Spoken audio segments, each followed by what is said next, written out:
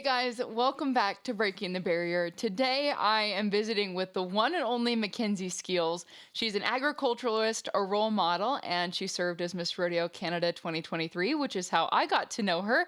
This gal is the real deal, and she's here to share her story with us today. Mackenzie, thanks for being here. Yes, thanks so much for having me, Rebel. I'm super excited. Well, you are accomplished in so many areas, but you really do have deep roots in agriculture. Tell us a bit about your background and your upbringing. Yes. So I grew up on a farm just outside of Rimby called D Simmentals with my family, where we have around 460 purebred Simmentals, as well as some registered Charolais.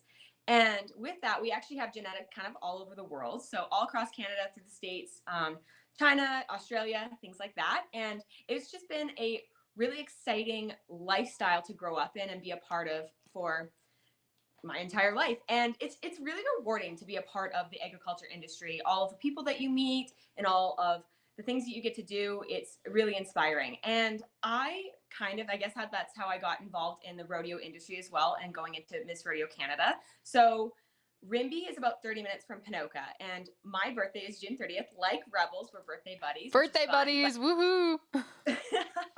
But anyways, obviously June is when the Pinoca Stampede is, and I was born in Pinoca, and I honestly think that the first place that I went to was the Pinoca Stampede. I don't even think my parents took me home yet. And so I got to meet everybody at the Pinoca Stampede at like a few days old. And at the time, my dad was a volunteer, and he actually was looking after the box suites. So he slept in box number 5 when me and my mom were in the hospital, which is crazy to me. But that's obviously kind of where my roots run really deep with the Pinoca Stampede and rodeo in general. So that's where my passion for rodeo kind of began. And then with that, my mom was Miss Pinoca Stampede in 1992, and then I was in 2022. So we are 30 years apart, which is really unique. But I knew I wanted to be a rodeo queen and be a part of the Pinoca Stampede and just like rodeos and the Western way of life in general. And so my background is in media studies and communications. That's what I took in school. And I thought it was really important to help bridge the gap between urban and rural on educating people on where their food comes from, as well as just agriculture production, but also the Western way of life and our original experience sport of rodeo. Awesome. Well, you had a great influence in your mom starting you out as a young rodeo queen, but where did that desire to compete come from when you got older and decided that, this is something that was in reach for you? So the thing that's really cool about rodeos is not every small town can have an NHL team, like a hockey team, but every rodeo or every small town can have a rodeo, which is really inspiring to me. And rodeos are such an important part of our rural way of life. It allows people to come into those towns and um, spend money with those businesses, and it's a really essential part of the economical upbringings of towns in general. So my first rodeo queen title, I've had 4, but which is actually a few in Canada. I know, like when I started to meet you guys in the States, I learned that 4 is actually not that many, which is funny. But I was like, I had back in the day, like I had a lot of rodeo queen titles, but my first queen title was the Rimby Rodeo Queen, and so that's where I went to high school, and it's a very small town, and it's a Cara rodeo, and it was a really great starting point for me. I learned so much from being the Rimby Rodeo Queen, and then from there I went to become Miss Rodeo Sundry, and this is probably the more random one on my queen journey because I have absolutely no connection to Sundry. Like there's no reason that I should have wanted to go for Sundry, but I remember, this is so cliche and like such a little kid thing, but I remember they had the coolest crown when I was a child, and I was like, wow, I really want to wear that crown. Like that's so like dumb. Obviously, like the passion for that extended past, that they had a really cool crown. But I remember going to the rodeo, and this is like crazy to admit this, but the first time I actually went to the Sundry like rodeo was as Rimby, and I absolutely fell in love with the community and the committee and the performance that they put on, because Sundry is not that much bigger than Rimby, but they have a pro rodeo, and it's just such a huge part of the town, and everybody is so passionate about it. Similar to Pinoca, how it's just like, well, any small town, how they're passionate about the rodeo that comes to town. So I knew that I wanted to be a part of that. But like I said, I had absolutely no connection or reason to want to go run for Sundry. So I studied the town of Sundry, and Sundry is 2 hours from me, but I was going to school in Red Deer, so it was only about one. Um, and I would go, and like I actually sat in the museum and learned about Sundry for like hours on end, and like studied the town, and like drove around and like found where things That's were, so that when I was amazing. running I would like, and they're like, oh, we're going to the, I don't know, library. I actually knew where that was instead of being like, and because I was prepared. And That's brilliant.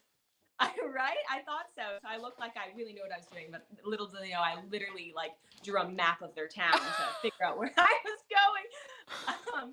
But from there, I absolutely fell in love with the community. And something that's really interesting, the contrast between Sundre and Ponoka for me is since I grew up in Ponoka and around that rodeo industry, I've known those people for my entire life, and they've known me since I was this big. And sometimes when you know people since you're this big, you don't really know them. Does that kind of make sense what I'm saying? Like Oh, you know of them. 1000%. You Yes, you don't know of you know them, you them know. as the person that you grew up with, but you don't know them on an adult level. Is that what you're saying? Yeah, exactly.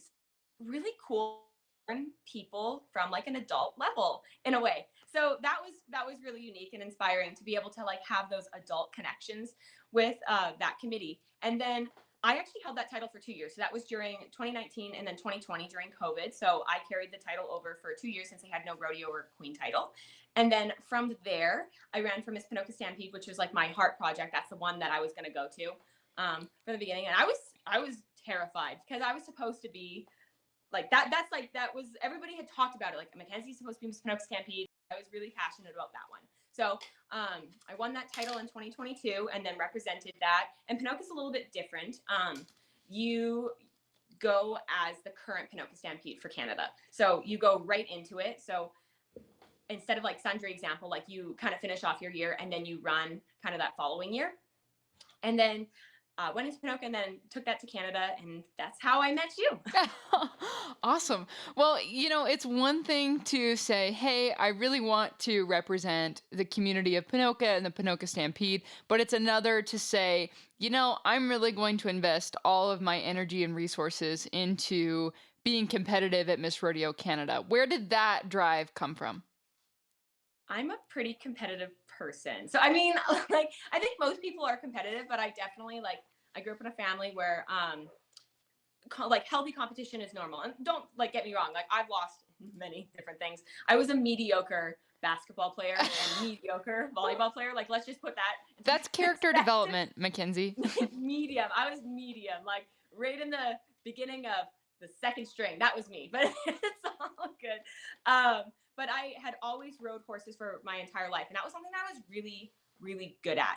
And I, with like my passion of agriculture and just being able to like kind of talk to people, my dad is a auctioneer, and he's actually the only Canadian to have won the world champion auctioneering ships in 2004. So I don't know, like I just think that like healthy competition is really good for everybody. And I just here's my thing. If I'm gonna like commit myself to something, like I'm gonna give 110%, like going to Sundre and studying the museum. So I was all in. And the thing is like even if I didn't win, that would have been okay. But I think that like every type of life experience that you gain from situations like that is really valuable. Most definitely. Well, this just reminded me of one of my favorite Mackenzie memories from last year, which is when she pulled out her phone to show us all a video of her auctioneering at the Miss Rodeo Canada pageant. It is a video that lives in my head rent free, and I love it so much. So, do you want to briefly give some context to that story? I, yes. So in the Canada competition, and they actually didn't do this year, which is Oh, disappointing. bummer. They should. I know. I was like, and it was a highlight. Like everybody talked about this. So, like I said, my dad's an auctioneer, and a part of the Canada competition is we were supposed to have these baskets of stuff that we had collected. So, like I had Ponoka Stampede tickets, Sundre tickets. I don't know what's all in my basket. I had like sweaters, things like that connected to me in my life, and I was basket. Parents that are very into like marketing and the importance of marketing and put yourself out there, they're like, okay, well, you have to like auction this basket and like not just like call some numbers, but you need to auction this basket. So I was like, okay, I can do this. Like auctioneering can't be that hard. I was very wrong. Auctioneering is incredibly hard. And a thing about me too is I'm dyslexic. So like reading, writing, and numbers are not my strength. But humor is, so I failed, if you can believe it or not. But everybody was laughing and had a good time, so I really didn't fail. And you know what? I actually didn't fail because my basket brought the most amount of money. Because that's the thing. I guess if people are having fun, they're all like, "Oh, the girl that failed at calling the number. I'm gonna help her out." I don't. All I'm saying is watching that video and seeing how much money your basket brought, I would trust you to auction off anything. Oh gosh. Well, from that experience, you obviously won the title of Miss Rodeo Canada 2023. Walk us through what it was like after you won and kind of what the initial stages of holding that title was like. Well, it's funny because it's something that you've worked so hard towards for a very long period of your life, and once you get it, you kind of have like this relaxation of like you've done it, that's the end, like you made it to the top, like good job, kind of me thing. But it was just my biggest challenge and thing that I also tried to really do during Miss Rodeo Canada is it's 1 year and it goes by really really fast. And we were kind of talking about this before, but you can get a little tired. And so my biggest thing is I try to really be in the moment when I was at these events because it is a once in a lifetime opportunity and it's something that there are things within that year that you're never going to experience again. So I really tried to live in the moment and my goal was to make as many connections and friends as possible. I have no idea if you know this or not, but like before I went to where was the first place that we met? Denver, I think. Like would that Yeah, be that sounds right. Okay, so I knew I was gonna meet all of you guys, so I literally made cue cards of your faces and your names, so I would know your names You did before not. I did, and I still have them. It's it's so funny, but like, so when you're like, "Hi, I'm Rebel, Nebraska," I was like, "Yes." Oh, I'm Mackenzie. I pretended like I didn't know who you were, but I like stalked you guys. So, like, here's where I was at, and I had no idea that you guys didn't really know each other either. I thought you had already been like this little group of friends that had all known each other, and I was like, okay, I'm going to make friends, and they're going to like me, and I'm going to remember their name. We just need to do a round table of everyone in that group and make them confess their first impressions of everyone from that encounter. That was such a chaotic time, but that's Oh, hilarious. man. I really respect how much effort you put into learning all of our names. So, You know sincerely, what though? thank I you. would say that I mean, I'm biased, but I think our group was like one of the most fun ever. Like we had a blast, and I think everybody just like really got along quite well. So Hmm. that was really fun. Yeah. Well, building on that, you had the opportunity to travel to the States on a few occasions. Talk about some of the differences you observed between rodeo in Canada and rodeo here in the States. So there are a few differences, but there's a lot more similarities than people might think because we have a lot of Canadian and American athletes that kind of flip flop between the two countries, which is really great because then you're getting the best athletes and the best performance at all of these rodeos and events. So that's really cool. I think some of the differences is I don't know, like I went to some really big rodeos in the States, obviously. Like I went to Pendleton, Cheyenne, Denver, like you know what I mean? So like I attended some of like you correct me if I'm wrong, but I attended some of like the top end Hmm. American rodeos. Goodness, they're just so big. Like it's just crazy, like all of the things that are happening. And I mean, like we have the Pinoca Stampede and the Calgary Stampede and things like that. But I definitely think that in America, you guys have it on such a larger scale, but like not necessarily a larger scale, but there's just so many more that are at a larger scale. Hmm. And that was really interesting and really eye opening for me to be able to see all of the wonderful things that both countries' rodeos have to offer. Yeah, very cool. What were some of your favorite rodeos to attend in the States and why did they make the top of your list? I really enjoyed Cheyenne and Pendleton. I mean, like Hmm. those are some top notch performances. Like the athletes, the history that both of those rodeos carry. I think my favorite rodeo, and this is like maybe bad. It's not necessarily because it was my favorite rodeo. I mean, it was a great rodeo, but that's where I got to meet you guys and like had the best connection was in Florida, Hmm. and we just had so much fun. Like that's where everybody kind of like let their guard down and became like friends and like you actually got to learn about people and we did things outside of the rodeo too, which is it's so interesting when you're a rodeo queen. Like obviously you're going to the rodeo, but it's also kind of nice to be able to do other things that like that state or that province has to offer. So Hmm. like in Florida, we went to SeaWorld and we went on what I'm gonna butcher this, but we've seen gators on the Oh, floating on thing. airboats. Yes. Yes, that. And I don't know, that was the floating thing, but that was just so much fun for me to be able to like connect and get to know you guys, and that made like those other rodeos that I attended a lot more funner because I knew who you guys were at that point. Yeah. That kind of makes sense.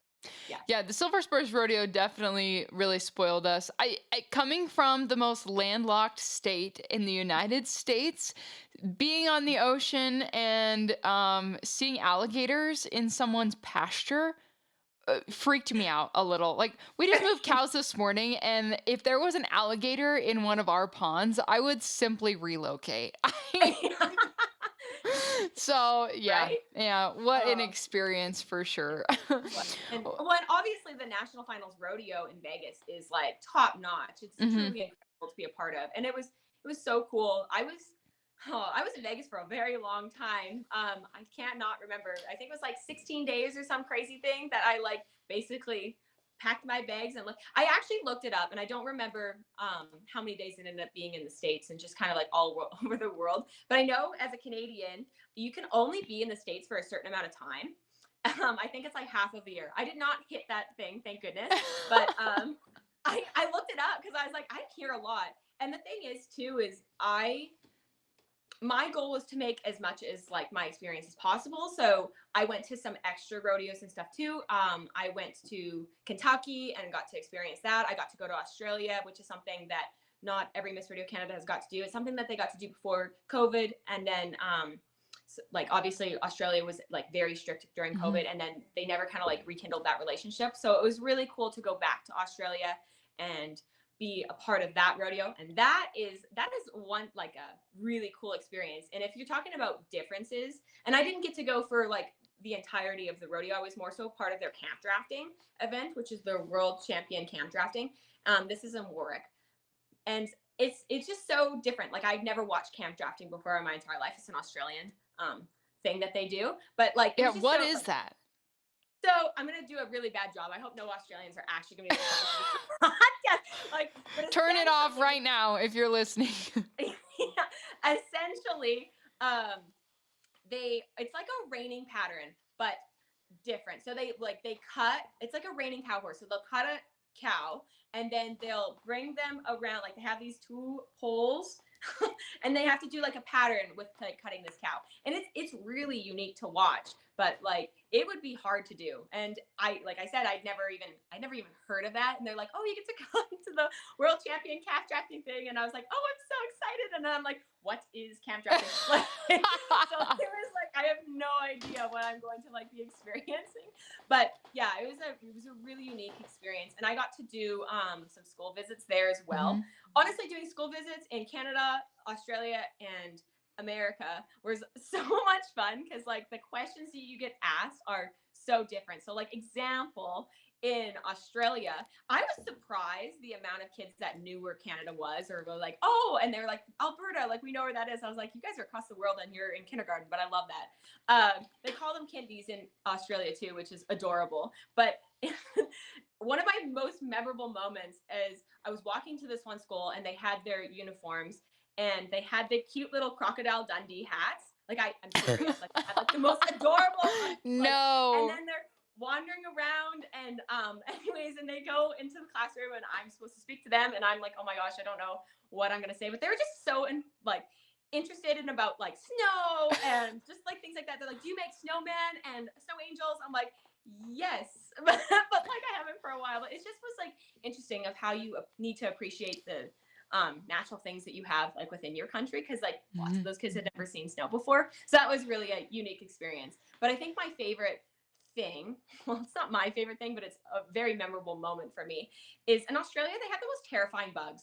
Like scary things live in Australia, and I'm not a bug girly. Like in Canada, we have winter and then the bugs die, and that's really my favorite time of the winter is when the bugs all disappear. But um, they we were in this kindergarten class and I was talking and I saw something out of the corner of my eye in this box, and like the teacher was like walking it up, and I panicked because I was like, that is a bug of some sort, and I like run away. because that was how brave I was. And all these like kindergartners and their Australian accents are like laughing and they're like, oh, the Canadians scared of the silkworms. And they're like, oh, don't worry, they won't hurt you. And I'm like, yeah, good. But I mean, obviously, they need to teach them at like a very young age, like the safe and not so safe of Australia wildlife. But I don't know. I had no idea. So it was really funny. My host lady, Kelly, she was lovely, but she was like, yeah, we teach all of our kindies like all of the dangerous like snakes and spiders. Some are not like dangerous. She's like, but for you, all of them are dangerous. So you need to like run away. So we were in a ranger and this spider is crawling up this ranger. And I don't know. Like I said, I don't know. Like we have spiders, but like they have spiders. And this spider's not very big, but like he's about this big. Like that's a big spider if you ask me. I don't know. Mhm. But anyways, he's crawling up the side and he's got like a little he's got color on him. And I don't know very much, but I think like when they're not like pure black or they have like stripy colors and stuff like that, like that's probably bad. And I was like, Miss Kelly, like there's a spider crawling towards you. And she's like, oh yeah, kills it with her bare hand. And then she looks at me and she's like, you don't do that. That's actually a very bad spider. And like he could like actually do some damage. I was like, but ma'am, you just swatted him with Oh your hand. no. Like, what the heck? Unsubscribe. That sounds awful. Well, rewinding a bit, I don't think anyone truly prepares you for how humbling it is to walk into a classroom, whether it's an elementary school or a high school.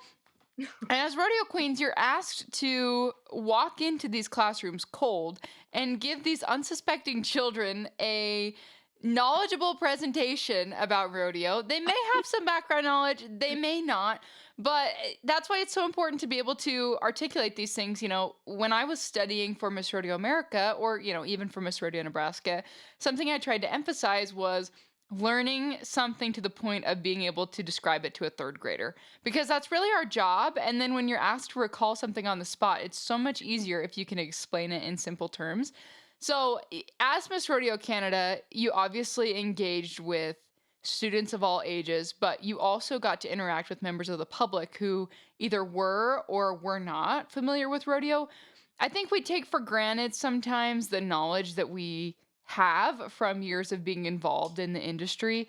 What are some things that surprised you in the conversations you had with people throughout your year?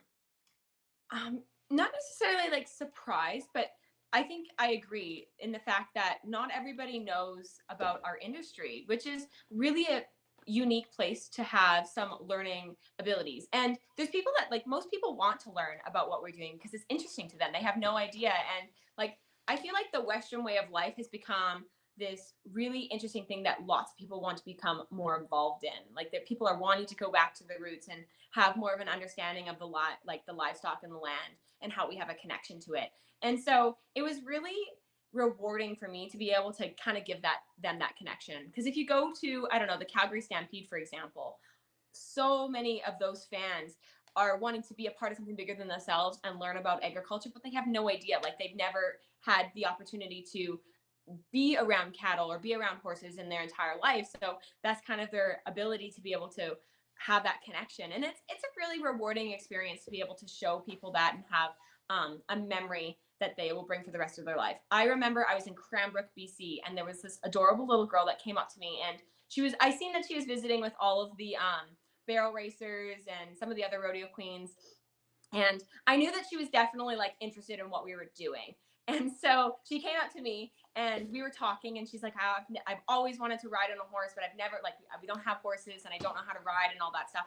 And thank goodness at this point, I guess like everything happens for a reason. But the horse that I was borrowing, that's a whole nother thing. It's like, as Miss Rodeo Canada in America, you ride on like so many different horses throughout your year. But the horse that I was riding at the Cranbrook Rodeo was incredibly broke. It was a great horse. And I was like, well, you could just ride with me. And she, like, her face lit up and she was just so excited. So I put her in my saddle and I sat on the back of the horse. And like I said, thank goodness this horse was super broke, but she just helped me warm the horse up that day. And I think that that's something that's hopefully going to last within, like, be in her brain and be a memory for her pretty much for her entire life. And I really hope that. So that was my goal, to like really take a step back and not just take for granted all of the wonderful experiences that I've had. And the cool thing is when you start talking to people that are not within the agriculture industry, you get to hear about their backgrounds and their life experiences as well. And that's really great too. Yeah. I mean, so often we get caught up in we want to bridge the gap and tell people about what we do, but as soon as you start to take a step back and listen to other experiences, it's really cool to kind of enmesh those two worlds when you're visiting with people. At least from my experience, that's what I enjoyed. And you find that those conversations happen in really unlikely places. For me, I always had conversations with people in airports that I didn't expect to. And half the time, you're not really feeling at your most social in an airport. But I found that I really needed to force myself to be, because that's when, a lot of the magic happened. That sounded really corny, but No, yeah, I totally agree. so exposing especially younger kids to rodeo and rodeo queens is really important to at least pique that interest at a young age. But more and more rodeo queen contests are really struggling to get contestants. And I think there's probably a variety of reasons for that. um, it's not an easy thing if you don't have family or at least some sort of connection to the industry to get involved, but it's also a big commitment, as you know. What kind of encouragement would you give a young woman who's really on the fence about giving this queen thing a try? Being a rodeo queen is, like we said, a once in a lifetime opportunity. And the experiences that you gain, even if you don't necessarily win that title, are something that you're going to take through your entire life. So I did 4-H, I showed cattle, and those like avenues helped me become a rodeo queen. But not everybody has those opportunities. But like being a rodeo queen gives you these incredible life skills, like being able to do public speaking or interviewing, because you're interviewing for a job, but you need to interview for jobs in life. And I just think that there's things that you learn throughout your year or competing for a queen title that you can use throughout your entire life. So I think that you should just go for it, because the people that you get to meet is also incredible. So like I said, you get to meet you guys or just all of the rodeo athletes and personnel. And I know so many rodeo queens that have jobs within the rodeo industry because of being Miss Rodeo Canada or because of being Miss Rodeo America, etc.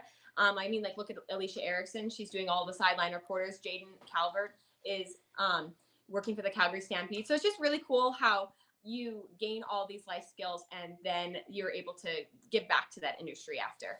Yeah, most definitely. Well, these skills really take you from one opportunity to the next. Talk about your transition out of being Miss Rodeo Canada. I know we were talking before we started recording about what a transition it can be from going 100 miles an hour all the time to taking things at a bit of a slower pace. But what was that transition like for you? You know what? Like it was a nice transition for me. Like I said, I had 4 queen titles before, so it was nice to kind of go to the next piece of my life, if that kind of makes sense. But I am engaged now, and that's something Woohoo! that's actually really funny because when you're a rodeo queen, you're not really supposed to have like a public relationship, as most people know. But me and Corey are getting married next year, which is going to be on our 10-year anniversary. So Homeboy's been Oh. here for all of the queen titles. I feel So like we I actually need got to like edit some music of like the crowd going, "Oh." but Sorry. and so he was a trooper. So we got engaged in February, and that was a really nice transition to kind of go into the next piece of my life, but also being able to find some new parts that I'm passionate about. So, like I said, I grew up on that like on our farm, and I have like 35 cows of my own, and we have 460 cows. So that keeps me incredibly busy. Like as you know, having cattle is an incredibly busy and rewarding lifestyle. So that keeps me busy. And I also work for a company called Direct Livestock, so DLMS, and I do like sale broadcast as well as videography, photography, and just like promotional videos for farmers and ranchers, just helping them like market their animals. And I think that that's a really rewarding industry as well, because that's people's livelihoods and that's what I grew up in and that's what I'm really passionate about. So I just think like giving back to an industry that has given so much to me. Definitely. Well, this is kind of full circle. We've walked through, your background to your queen experiences and all the development you had there to where you are now. Who would you pinpoint as some of your greatest mentors that have helped you get to where you are today? Goodness, I've had so many. I know that's a I would loaded question. I would say that one of my largest mentors would be my mom. She really helped me with like my rodeo queen journey of being Miss Pinocchio Stampede and helping me with that avenue, but also just like being an inspiration on our farm in general and all of the amazing things that she does within the background of helping Anchor D Ranch kind of thrive to what it is today. And just in general, like my mom's a big cheerleader. Like not only is she a cheerleader for me, but she is a cheerleader for all. And that's something that I definitely want to inspire to be a little bit more of is to be a cheerleader for everybody. Because when she was coming with me to help me on the rodeo trail, she was helping everybody. She's taking pictures of all of the girls, all like everybody, and just really was passionate about giving back to others. So I definitely think that she was a huge role model for me. Absolutely. Well, it's so fun to talk to you because it's so evident why you were such a wonderful Miss Rodeo Canada. Your energy is really contagious. But what are some of your goals as you look ahead to this next phase of your life? I know there's a few things that are pretty imminent in the near future. Getting married, you've started a new career, but what are some things you hope for in the next few years? I do want to figure out how to bridge the gap a little bit more about urban and rural. And with that, I think it'd be really cool to go into schools, similarly how you are a rodeo queen, but really allow those kids to have a connection to the land and livestock. So whether that be going into the schools and just educating them even more so on like our Western way of life and how food production and food comes from. Because one of the things that I did kind of notice, and not every school, but some of the more city central schools, is those kids, when I was talking to them, didn't even necessarily know kind of where their food comes from. So I think that that's a little bit of a disconnect. And I think it'd be really exciting to be able to have kids feel more passionate about where their food comes from and how it goes from farm to plate. Another thing that I'm maybe like looking into doing is doing some more promotional videos for farms and doing it more as like a commercial. So right now, all the videos that I'm primarily doing is during like sales. So they would have, I don't know, 30 lots of heifers. I would go video their heifers and then put those all together. And then when people are wanting to buy them, since like the internet is such a big thing now, they are able to like watch video, like have the picture of them in the catalog, but also watch the video. And then that will kind of assess if lots of people will want to come to the sale or if they just buy them online.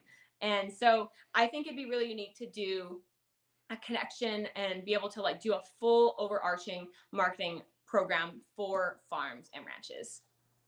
Awesome. Well, it's so cool to watch you and all of your hard work transition into this next phase. And thank you so much for taking the time to share your story with us. Yes, thanks so much for having me. I'm so Absolutely. excited to see you soon. I know. Is there anything that we missed that you'd like people to know? I just think following your heart and really trying to find something that you're passionate about. And even if you're like, and I'll be very honest, like after I was done Miss Rodeo Canada, I was a little lost. I think that most people are a little bit lost once they're done being a rodeo queen or doing such a major part of their life or work towards this like main goal. And something that I think that some younger queens kind of forget about is the fact that it is only 1 year of your life. And even if you don't win Miss Rodeo Canada or America, but like after that year, like you still have to life after that. So and I knew that, but I never really processed that, if that kind of makes sense. So Mhm. taking some time to yourself after such a busy year and then like really finding what makes you tick, what makes you passionate in your life. Yeah, most definitely. Well, I think one thing I really tried to remind myself last year when things were either going really well or I was really stressed was that if I'm lucky, this is going to be 1/80th of my life this year. Yes. So I want it to be a great 80th of my life, but it's really easy to be consumed by whatever that thing may be. And I think all of this advice is applicable whether you're a rodeo queen or not. We all have things in our life that we tie our identity into and invest insane amounts of time and money in. So whatever that may be for you, it's okay. There's a transitional period with everything in life. So it's cool to hear it so eloquently expressed by someone like you. So at the time of this recording, Mackenzie and I are approximately 3 days from being reunited ish. We are Yeah. going to attend a fellow ex rodeo queen's wedding. And it's going to be a great time. So, thank you for chatting. This was a nice little taste, but safe travels, and I'll see you in a few days. Yeah, sounds good. Thank you for having me.